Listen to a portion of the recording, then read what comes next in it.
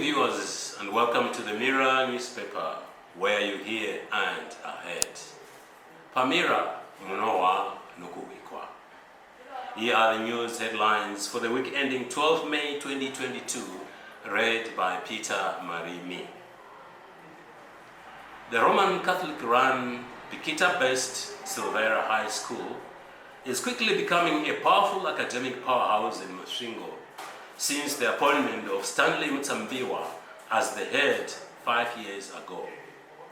Silveira notched a 96.90% pass rate, with 30 of its students getting 5 A's and above in the November 2021 ZIMSEC O-level results, according to an analysis seen by the Mirror.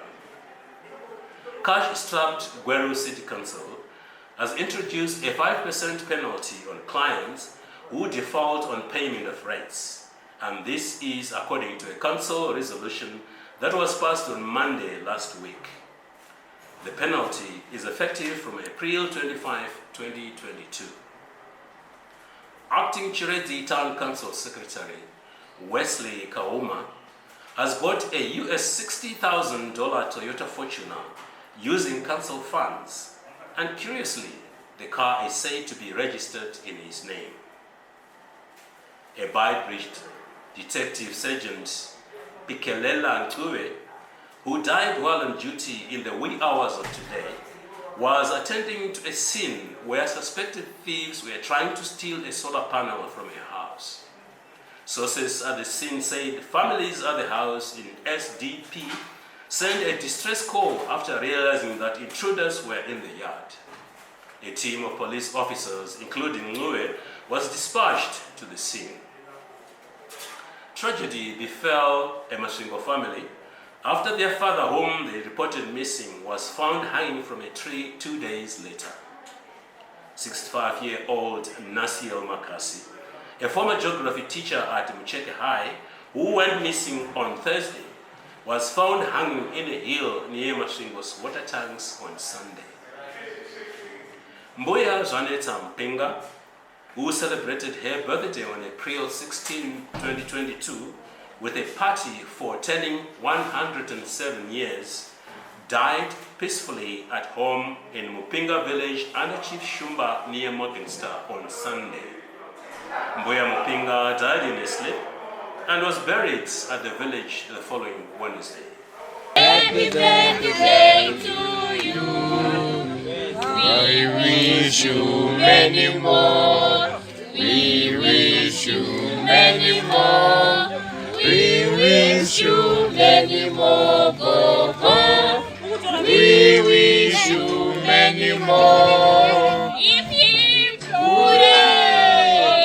107. Kekero. Ijigai. Jimunyungira. Vari kumagizwa. Aiwa zvaita. Aiwa. Akunetsa mazuva ano muupenyu hwedu kuti munhu awanikwe ane makore 107, makore anokosha. Uye zvechidzidzo chatinoona kuna vatete vangava, chidzidzo kuti vakarera, vava nezvizukuru zvibvi vari vapenyu, uye vane vana vavakarera vavakaendesavo kuchikoro vachigara navo. Neniwo pachangu ini ndakada chidzidzo ndava navana vangu nezvizukuruwo zvangu. Masvingo Provincial, the biggest referral hospital in the southern region, has finally repaired its X-ray machine after it broke down 7 years ago in 2015. Although the institution's public relations officer, Chiwonisa Bono, could not be drawn to discuss the period that the hospital did not have an X-ray machine, she confirmed that at long last, X-ray services are available once again. Rishabane Town Council has completed the construction and refurbishment of the Mabula Sewer Treatment Plant in Maglas for US $400,000. The treated effluent is being used for irrigation and mining purposes by the surrounding communities. The Women's Bank Chief Executive Officer, Mandas Marikanda, was in Chikomba last week, where she launched the bank's loan program. Some 1,000 women applied for bank loans a day after the launch, Chikomba Ward 8 Councillor Lenmore Mufamba confirmed to the Mirror. Yesteryear, drinking holes that were the in thing in towns and cities throughout Zimbabwe until the turn of the millennium are fast running into extinction. In Chivu, Chikomba Road District Council has announced that it is converting the once popular Ndakaziva beer hall into a polyclinic that will better health care facilities in the transit and farming town. Leading telecommunications company Net1 Chief Executive Officer Raphael Mushanawani has sent a condolence message to the family of Samson Zariima, who died when his company Land Rover was swept off Chilonga Bridge in Chirezi on Saturday. The car was pulled out.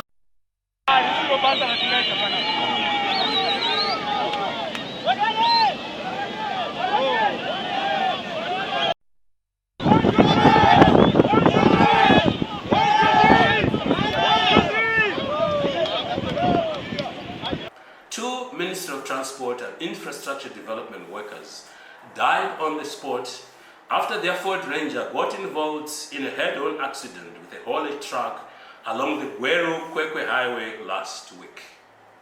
Eyewitnesses say the Ford Ranger driver lost control of the vehicle after its prop shaft broke and encroached into the lane of the haulage truck. Drug abuse is spreading and getting more complicated to deal with in the border town of Beitbridge. This is what stakeholders in the fight against drug abuse told an inter-ministerial committee on drug and substance abuse supply reduction pillar that was on a familiarization tour of Beitbridge yesterday. 4 people died and 8 more were seriously injured in Mutare this morning when a commuter-owned bus veered off the road and overturned several times after police allegedly tried to stop it by throwing spikes. Among the passengers were school children.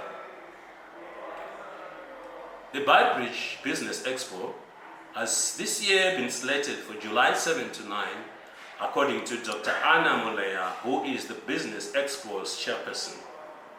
She told Two Nations in an interview that the expo was last held in 2019, the year it was introduced, because of COVID-19 lockdowns. And now, turning to sports. 2 memorial soccer matches for the late veteran soccer player Cuthbert Kongwari, well known as Adaji, who collapsed and died during a training session in March this year, has been slated for Mucheke Stadium in Masvingo tomorrow. Green Fuel FC has shot to the top of Zifa Eastern Region Division 1 Soccer League after beating Buffaloes it hosted on Saturday 1-0. The team now has 32 points from 14 games, and Mutare City Rovers, which it displaced from pole position, is breathing down its neck with 30 points from 14 games. For these and more news in detail, visit the Mirror website displayed on your screen. From me, Peter Marimi, and the crew behind the scenes, have a nice weekend. Thank you.